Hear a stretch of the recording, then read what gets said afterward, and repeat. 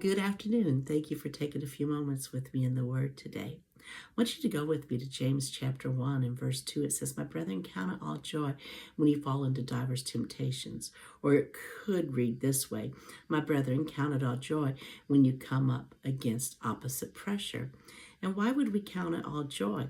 Well, it lets us know in verse 3, knowing this, that the trying of your faith worketh patience. In other words, patience just got a job. Faith and patience, so often we'll call it the power twins. The word tells us to follow those who through faith and patience have obtained the promises of God. The two work in tandem with each other.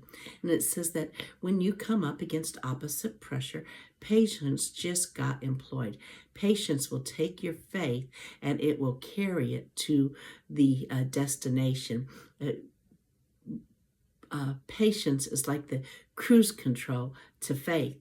It says, but let your patience have perfect work, that you may be perfect and entire, wanting nothing. Now that sounds like a great state of being to me. How about you? Being perfect and entire, wanting nothing. But here's what I want us to understand about patience. Patience isn't sitting around and waiting. Patience, when you look at the definitions, it's a continuance in well-doing.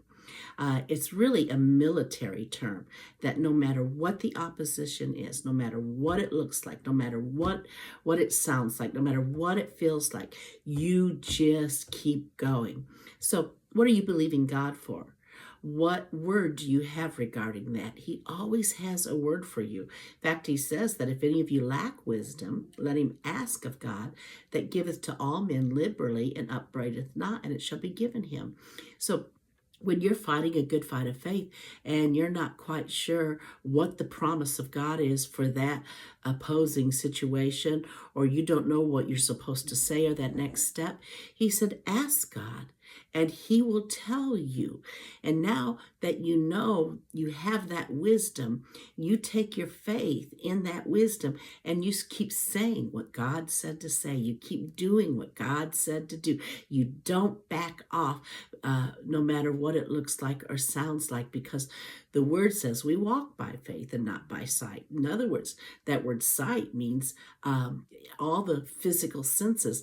It may not line up with the physical senses, what God has said, but let God be true and every man a liar. This is what we can do.